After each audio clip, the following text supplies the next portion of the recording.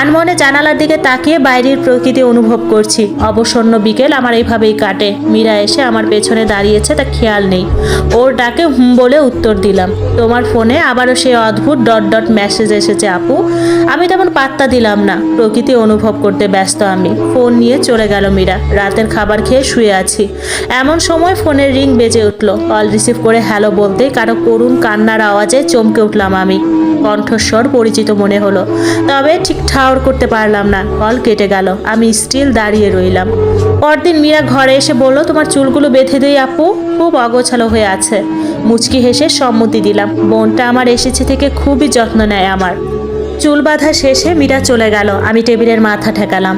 হঠাৎ মায়া ডাকে চোখ খুললাম। এ কণ্ঠস্বর পরিচিত আমার, খুবই পরিচিত। পেছনে ঘুরতেই 4 বছর আগের প্রিয় মানুষটিকে দেখলাম। স্থির হয়ে গেল আমার দৃষ্টি। থমকে গেলাম আমি। রায়ানের মুখ জুড়ে হৃদয় শীতল করা হাসি। ধীরে ধীরে আমার দিকে এগিয়ে এলো সে। বিছানায় বসলো আয়েশ করে। তুমি এখানে? রায়ান আমার দিকে তীক্ষ্ণ চোখে তাকিয়ে বলল, এলাম আমার রাজরানীকে নিতে। দেরি হলেও কিন্তু এসেছি আমি। আমার চোখ জলে টলমল করছিল। নিজেকে সামলাতে না পেরে হুহু করে কেঁদে উঠলাম।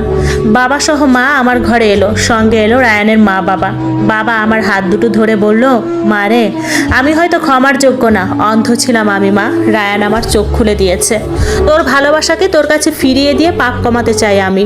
আমি নিজেকে শক্ত করলাম। বিয়ে নামক সম্পর্কে আর জড়াতে চাই না। বললাম এখন আর সম্ভব নয় এটি। আমার সঙ্গে সঙ্গে রায়ানের জীবন আমি নষ্ট করতে চাই না। আমার মতো ডিভোর্সি মেয়েকে বিয়ে করে সমাজের কাছে রায়ান ছোট হোক, তা আমি চাই না। রায়ানের মা এগিয়ে এসে আমার হাত দুটি ধরে বলল, একবেলা না খেয়ে থাকলে সমাজ তো এসে খেতে দেয় না মা। আমার ছেলের খুশি আমার কাছে সব। কে কি বললো তা আমার জানার প্রয়োজন নেই। পিছে লোকে অনেক কিছুই বলতে পারে, কিন্তু তাতে আমাদের কি? তুমি আমার ছেলের জীবন থেকে চলে যাওয়ার পর সব এলোমেলো হয়ে গিয়েছিল তার। মৃতের মতো বেঁচে ছিল এতদিন, ভেতর থেকে শেষ হয়ে গিয়েছিল। আজ আমি আমার ছেলেকে আগে ডুবে পেয়েছি আবার মা। সে আবারও মন খুলে কথা বলেছে, তোমাকে চেয়েছে আমার নিকট। তোমার সঙ্গে কি হয়েছে সে বিষয়ে অবগত আমরা। এতে তোমার কোনো দোষ নেই মা। আল্লাহ ভাগ্যে যা রাখে তা হবেই। আমরা হয়তো খুব বেশি ধনী নই, তবে তোমাকে খুব ভালোবাসবো মা। আমার পেটের কোনো মেয়ে নেই, এ নিয়ে দুঃখেরও শেষ নেই। তুমি আমার মেয়ে হয়ে যাও না মা। আমার ছেলেটাকে আবার গুছিয়ে দাও না মা। বড্ড আপন মনে হলো তাকে। জড়িয়ে ধরে হাউমাউ করে কাঁদতে লাগলাম। এ যেন মায়ের পরশ। জমে থাকা কষ্টগুলো চোখের জল হয়ে বেরিয়ে আসলো। আমায় আংটি পরিয়ে যেতে চাইলো তারা, কিন্তু সময় চাইলাম আমি। মনে ভয় কাজ করছিল আমার। ফিরে গেল তারা। মা ও বাবা আমার মাথায় হাত দিয়ে বলল, এবার সব হবে তোমার ইচ্ছা মতো মা। তুমি যেটা চাইবে সেটাই হবে। আমি ভাবতে বসলাম। অনেক ভেবে সিদ্ধান্ত নিলাম, জীবনকে আর একবার সুযোগ দিয়ে দেখব আমি। দুনিয়াতে সবাই যদি খারাপ হতো তাহলে তো কেয়ামত এতদিনে হয়েই যেত। মাস কাটতে লাগলো। বিষাক্ত অতীতকে ভুলতে পেরেছি আমি। রায়ান নিয়ম করে কল দেয় আমায়। গ্রিন টি ও মেসেজগুলো আমায় ভুলতে না পেরে ওই পাঠাতো। ওর মা বাবা দুদিন পর পরই দেখতে আসে আমায়। আমার মন খারাপ দেখলে ঘুরতে নিয়ে যায় তারা। মজার মজার কথা বলে, হাসায়, রান্না করে এনে খাওয়ায়। পার হলো 4টি মাস। আমার 2 মা বাবার, বোনের এবং রায়ানের চেষ্টায় সম্পূর্ণ সুস্থ ও চাঙ্গা হয়ে উঠেছি আমি। ঘরোয়াভাবে সম্পন্ন হয় আমাদের বিয়ে। আমার নতুন মা জড়িয়ে ধরে বলেছিল, আমার মেয়েকে কিন্তু আর হাতছাড়া করব না আমি। আমি হেসেছি, খুব করে হেসেছি। রায়ান আমায় পেয়ে খুশির কান্নায় ভেঙে পড়েছে। ছেলেটা আগের মতোই আছে। আমি বলতে পাগল।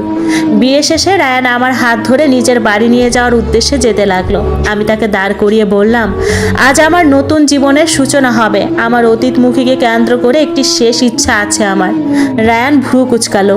আমি বললাম, ওই বাড়িতে যেতে চাই আমি। রায়ান চোখ বড় বড় করে তাকালো। আমায় হারানোর ভয়ে আড়ষ্ট হলো তার মুখশ্রী। রায়ানের গাল টিপে দিয়ে বললাম, আমার সুখ দেখাতে চাই তাদের। অভিশাপ দিয়েছিল আমার আর কোনোদিন বিয়ে হবে না, তাই আমার সুদর্শন স্বামীকে তাদের দেখাতে চাই। এরপর রওনা দিলাম। বাড়িতে পা রাখতেই বিস্ময়ে সবাই তাকালো আমার দিকে। সারহানও আছে দেখছি। আমার পরনের লাল টুকটুকে শাড়ি সহ গহনা দেখে তারা যা বুঝার ভালো করেই বুঝেছে। রায়ানের দিকে ক্রোধের দৃষ্টিতে তাকিয়ে আছে সারহান। সায়রা তার মায়ের কানে কানে বলল, দেখলে মা, কি দুশ্চরিত্র মেয়ে, ডিভোর্স হতে না হতেই বিয়ে করেছে। এ কথা কানে গেল আমার। সায়রার গালে সপাট করে একটা চর বসিয়ে দিলাম। সবাই আতঙ্কিত হলো, তবে কেউ প্রতিবাদ করার সাহস পেল না। সারহানের মুখোমুখি দাঁড়ালাম। আমায় দেখে খুশি হয়েছো কিনা জানি না, তবে তুমি নামক কীটের কথা মনে থাকবে আমার। ঘৃণা করি তোমার। সারহানের চোখ জলে টলমল করছে, কান্না ভেজা কণ্ঠে বলল, আমার কথা কি একবারও মনে হলো না?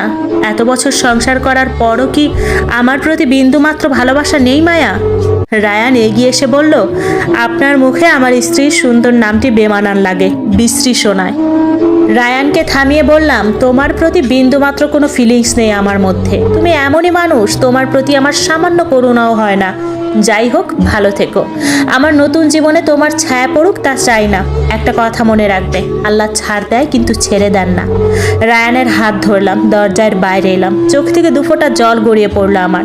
রায়ান শীতল কণ্ঠে বলল, চলো না সব ভুলে নতুন করে শুরু করি সবটা। আমি হাসলাম। রায়ানের হাত চেপে ধরলাম শক্ত করে। ছলছল দৃষ্টিতে তাকিয়ে রইল সারহান।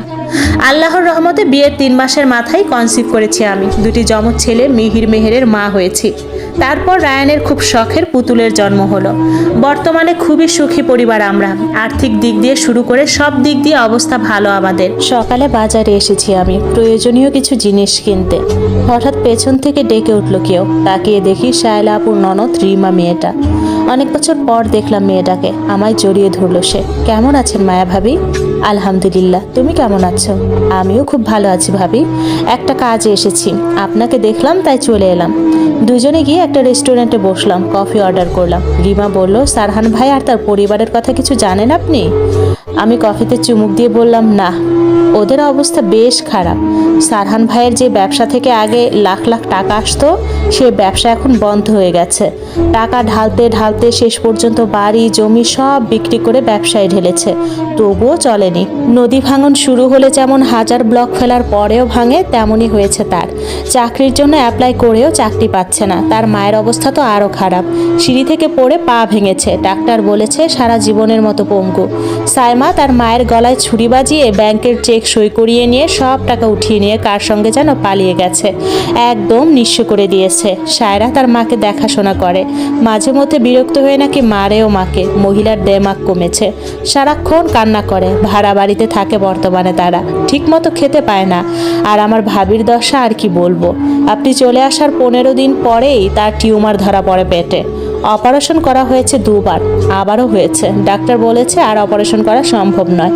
শেষ পর্যন্ত আমাদের বাড়িতেই আসতে হয়েছে তাকে। ঘরের এক কোণে পড়ে থাকে, শুকে কাঠ হয়ে গেছে, ব্যথায় উঠে বসতে পর্যন্ত পারে না। মোট কথা, আপনি চলে আসার বছর খানিকের মধ্যে ওদের চূড়ান্ত পতন ঘটেছে। আমি জিজ্ঞাসা করলাম, সারহান বিয়ে করেনি? রিমা হেসে কুটি কুটি হয়ে বলল, ওনার আর বিয়ে? খবর ছড়ে বাতাসের আগে। ওনার সব কৃতকর্ম জানে সবাই। এলাকায় নাকি তাদের এক ঘর করে রাখা হয়েছে। রাস্তায় বের হলে মানুষ হাসাহাসি করে। বছর 2 আগে এক মেয়েকে দেখতে গিয়েছিল। মেয়ের বাবা তাকে দেখেই মুখের উপর দরজা লাগিয়ে দিয়েছে। আরেকজন মেয়ে নাকি সবার সামনেই বলেছে, দরকার পড়লে রিক্সাওয়ালাকে বিয়ে করব, তবুও এই কাপুরুষকে বিয়ে করব না। মেয়েটা ছিল 2 বাচ্চার মা, তাও রিজেক্ট করেছে তাকে। বেচারা অপমান হয়ে বাড়ি ফিরেছে। এখন আর আগের মতো ছোট লোক নেই, তবে টাকার অভাবে করুণ দশা আজ। আমি দীর্ঘশ্বাস নিক্ষেপ করলাম, ঘড়ির দিকে তাকালাম, বললাম, আজ আসি আমি। বাচ্চাদের স্কুল থেকে আনতে হবে। তুমি তো কোনো কাজে এসেছো, আর আমিও স্কুলে যাব এখন। সময় পেলে একদিন এসো আমার বাড়িতে। অ্যাড্রেস তো জানোই। তা তো জানবই ভাবি, কত বড় ব্যবসায়ী আপনারা, কত নাম ডাক। আমি কিঞ্চিত হেসে বিদায় নিলাম। যাওয়ার সময় 1 বাটি নুডলস ও স্যুপ কিনে বিল মিটিয়ে দিলাম। মেয়েটা আরামসে খাবারগুলো খাচ্ছিল, আজও সহজ সরলই আছে। রিমার দিকে তাকিয়ে বাই দিলাম। মেয়েটা একটা মিষ্টি হাসি উপহার দিল আমায়। আমি ধীরে ধীরে হাঁটা ধরলাম। অতীত আজ পুরো ধোঁয়ার সাথে পরিণত হয়েছে আমার। সারহানের এই নিষ্ঠুর পরিণতির কথা শুনে কিছুটা খারাপ লেগেছে আমার। তবে আলহামদুলিল্লাহ, আমি অনেক সুখে আছি আমার রায়ানকে নিয়ে, আমার পরিবারকে নিয়ে।